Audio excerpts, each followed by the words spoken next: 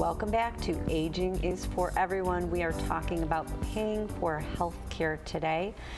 And on this segment, I'm happy to welcome Tony Siegel, who's with Legal Services for the Elderly, Disabled, or Disadvantaged of Western New York. Okay. Welcome, Tony. Thank you, Laura. Thank you. Our first segment, we talked a little bit about Medicare.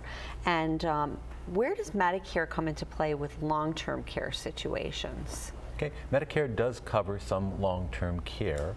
And when I use that term, I'm talking about primarily nursing home care and home health care. Okay. Medicare can cover up to 100 days in a spell of illness.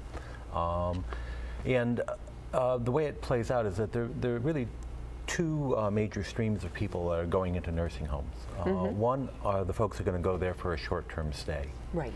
And maybe they fell, broke a bone, went to the hospital, now they go into a nursing home. For them, the Medicare coverage can be very good. It goes, as I said, for a little more than 3 months. If they have a backup insurance, as Nancy mentioned, the backup to Medicare, the whole stay for 100 days can be covered. There's some limitations on it, but it's pretty good coverage. On the other hand, there are those people going into nursing homes who are going to go there and stay there for the rest of their lives, and that may be for 2, 3, 10 years. It could be quite a long time. Those are people who have a lot of chronic conditions, maybe people with Alzheimer's or dementia of some kind. They're not going to get better. They're not going to go back home. When you're in there for a long-term stay, the Medicare coverage is a good start, but no more than that. Right, right. The Medicare coverage for home care can be very helpful, but again, that's got some limitations. Generally, it's a short-term care program, oftentimes following a nursing home stay, but you don't have to be in a nursing home first. Right.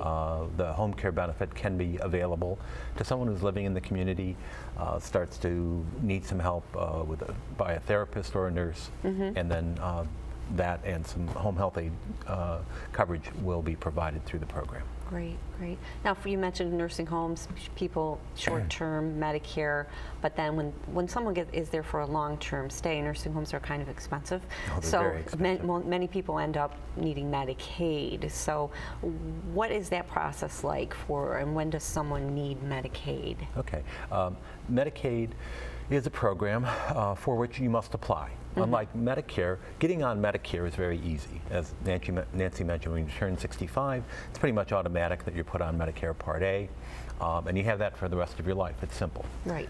For Medicaid, the difference is you only get the program when you need it, that is when you need help paying certain kinds of bills, and you have to go through this application process. Right. It's more complicated. They look at your financial status, and in fact, one of the challenges is that they'll be asking for 5 years of financial records, your checking statements, etc. That's a lot to pull together. Right. But if you need it, then you go through that process, you provide the information, and if you meet the criteria for the program, Medicaid will then cover.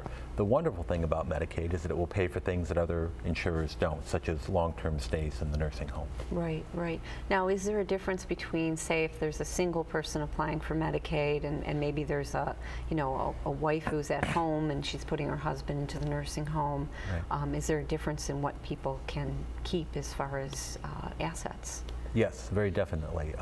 For a single person, the program is rather tough. The basic idea behind Medicaid is that even when you're on the program, you're asked to contribute towards your care. Right. So for somebody in a nursing home especially, the rules are that Medicaid will allow you to keep $50 of your own income. You already have to have passed the resource test, which this year is $14,250. If you have more than that, you won't be eligible for Medicaid as a single person. So you have limited resources, which may happen because you've been in the nursing home for a while. As you mentioned, they're very expensive. It's not uncommon to see private pay rates of $300 a day or more.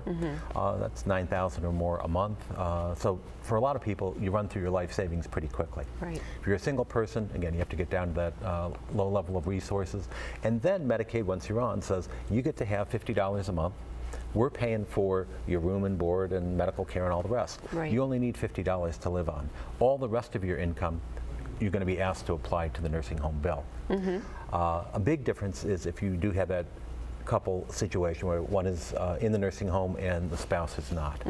There, Congress decided in 1989 to protect more of the resources and income for what's called the community spouse, the Right. spouse who's at home. Right. So in that situation, the spouse out in the community can protect an additional more than $74,000 plus the home, plus a car, and some other things. In addition, they're allowed a lot more of the combined income between the two people.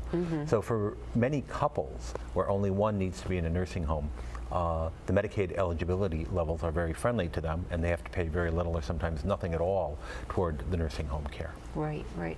I know a lot of times people will say that they're kind of scared of the Medicaid application process. It's kind of daunting. You mentioned having to come up with 5 years.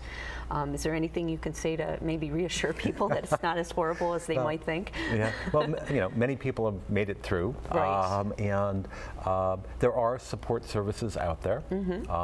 Erie County Department of Senior Services is one. Right. But you just have to be persistent. Right. Usually, when you're in a situation where you need Medicaid, if you're in a nursing home, there will be assistance provided also by the folks at the nursing home because they want to get paid. Right. So it can be done. And the other part that's daunting about it, and I think that scares people, is this idea that Medicaid is going to look at you and make sure you haven't given any money away. Right. And that scares off some people. And again, that usually is not a problem. The rules are complicated, and I don't want to go into all of them. But Right. in most cases, I mean, all you can do is tell the truth and work through the process. Right. The worst that will happen is they'll say they won't pay for the nursing home for some period of time. Right. That's not a good outcome, but there are a lot of exceptions to the transfer rules, so that Sure. even if you did give money away, that won't necessarily be a problem. Right, because sometimes people may have made a gift and That's correct. not known that they were going to have a stroke the next month. Go figure. That's right. Indeed. People can't predict everything. Yeah. And now I know that Legal Services has a great fundraiser that is coming up, and that is to raise money for the work that you do. Can you tell me a little bit about it? Or? Sure. The Legal Services for the Elderly Office has been around for more than 30 years. They're a freestanding law office, and their specialty is in the area of elder law, and they Right. do not just Medicaid and Medicare, but they do grandparents' rights and housing evictions and Right. things of that nature. Article 81 guardianship is another area they work in. They get funding from a number of different sources, but it's never quite enough. And Right. so, yes, there is a fundraiser coming up. They've been doing this for several years. And I think the information is on the screen. Yes, the 5th Annual Champions for Justice Bash, November 30th, 6 to 9 at the Rich Renaissance Niagara Atrium. Right. Great. And Great. if anybody wants more information, they can call the Legal